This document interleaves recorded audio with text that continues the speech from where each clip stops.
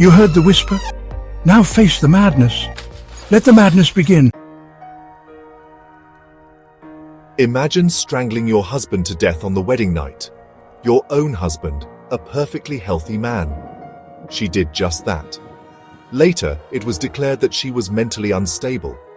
The court ordered a year of treatment under supervision. Now, that woman is probably wandering somewhere disowned by her family and kin.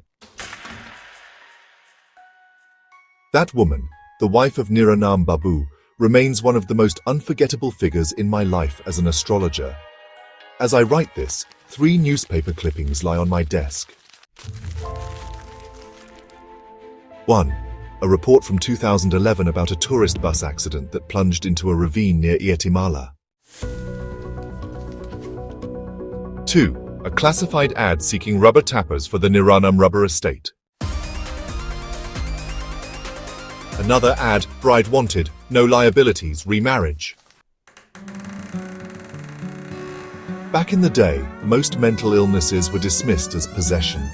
Even I used to get clients asking to perform exorcisms, but my father, also an astrologer, refused to teach anything beyond charts, planetary alignments, and compatibility.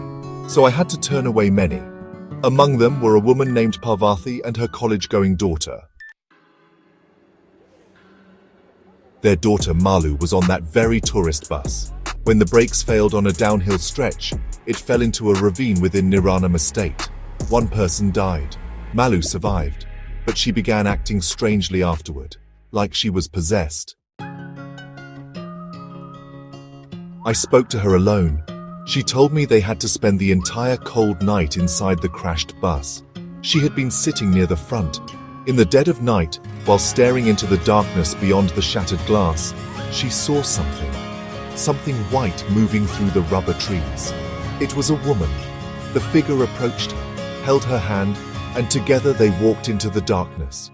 Malu remembered nothing after that. I recognized it as a possession, but I didn't know how to cure her. I had to send them away disappointed. That incident haunted me for days. Eventually, I sought out a powerful tantric master, Vamadeva Namboothiri from Kalakatilam, who was mute but a legendary sorcerer. Under his guidance, I learned rare rituals of exorcism. As my skills grew, so did my income. I began charging between 2,000 and 5,000 rupees for protective talismans. When my father found out, he was furious. He was a simple, poor astrologer who couldn't accept what I had become. So I left home, rented a secluded house in the hills, and continued my practice. Soon, I became well known. People came from distant places, Hindus, Muslims, Christians, all seeking relief from mental distress, believing in me as much as I believed in the currency notes in their hands. It was during this time that Niranam Babu came to see me. He owned Niranam stores and the rubber estate near Guatemala. His first wife had eloped. He was looking for a second marriage when strange things began happening. At night, he felt an unseen woman clutching his throat. He saw long hair and claw-like shadows on the wall. While pouring water to bathe, he'd hear a voice whispering in his ear, "I'll kill you, I'll kill you." I needed to be sure he wasn't mentally unstable. I questioned him for over an hour, peeling back layers of guilt and secrets. Eventually, I gave him a talisman and assured him the haunting would stop. 2 months later, Babu returned, this time with a young woman beside him. He seemed happy. Their wedding was set for the following week. He introduced her as Sunitha from Kottayam. I felt like I had seen her before but couldn't place her. "Astrologer, I no longer need this talisman. Please remove it." As I began unbinding it with special chants, I glanced at Sunitha. For a fleeting second, I saw fire in her eyes, literally. Her pupils blazed like burning coals. "No, Babu," I said, pulling back in horror. "The time isn't right. Come back later." Though he insisted, I stood firm. As they walked out, she turned and looked at me. That single glance sent a chill down my spine. I couldn't sleep that night. My mind kept replaying everything Babu had confessed during our earlier meeting. That's when I remembered the second clipping, the 2007 ad looking for rubber tappers with accommodation. A man and his 20-year-old daughter had responded to that ad. The girl, Manjula Devi, handled cooking while her father tapped rubber. Over time, Babu grew close to her. They eventually married, but from the very beginning, things were off. Manjula had no interest in intimacy. Babu, by contrast, was aggressive. Their constant fights reached a tipping point one night. In a drunken rage, Babu poured acid, meant for tapping, into her mouth. She was burned alive. He buried her in the estate ravine and paid another worker to vanish. Later, he spread a rumor that Manjula had eloped. The police investigated, but Babu managed to silence everything. Her father, a heavy drinker, disappeared soon after. No one saw him again. While I lay in bed reflecting on all this, I must have dozed off. I was jolted awake by a loud knock at the door. The clock showed past midnight. Who could it be at this hour? Trembling, I opened the door and froze. It was her, Sunitha, the same girl I had seen earlier with Babu.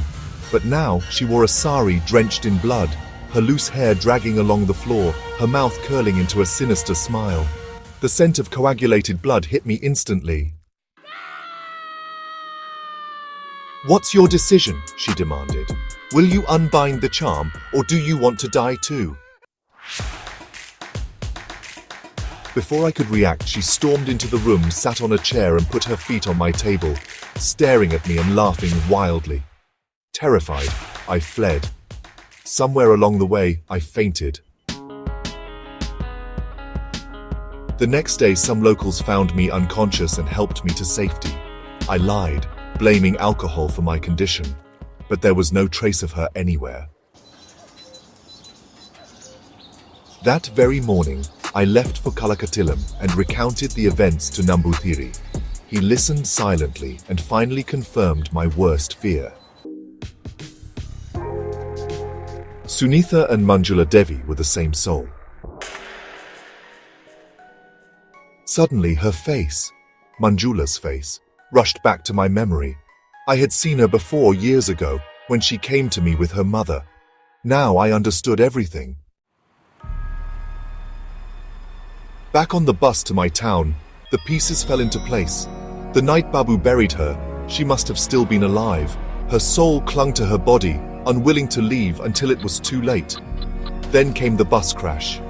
Malu's trauma made her a vulnerable vessel. Manjula's soul found her new host. And she waited for revenge. Babu's final classified ad was her trigger. Bride wanted, remarriage, no liabilities. When I untied the protective thread from Babu's wrist, Sunitha smiled darkly. Their wedding was set for the next day. One man's wedding night, another woman's night of vengeance. The following day's headlines screamed, "Bride strangles husband to death on wedding night, suspected to be mentally unstable." Years later, I visited her at the mental hospital. Her eyes were empty. Her soul, used by the spirit for revenge, was discarded like trash. Even after recovery, no one came to take her back. She probably wanders the city now, a ghost of a woman, perhaps a streetwalker. I returned home and left the world of spirits behind, choosing to focus only on horoscopes, compatibility, and auspicious timings. Father was right all along. For those without direct experience, ghosts are just stories. And even for those who have experienced them, if they can't convince others, it remains just a story. Don't just watch. Join the madness. Subscribe and hit the bell. before it's too late.